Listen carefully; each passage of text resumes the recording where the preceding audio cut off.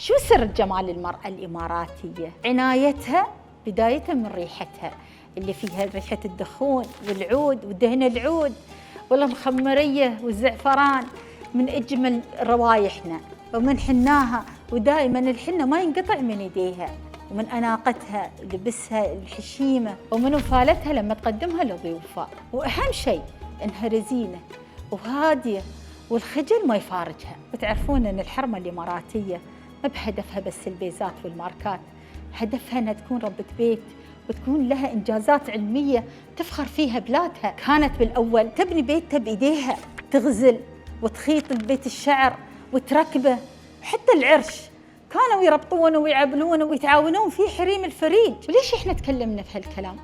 لأن 28/8 يوم المرأة الإماراتية، مهما تكلم عنها ما راحوا فيها. مثل ما يقولون جمال الحرمة الإماراتية مثل القهوة الإماراتية.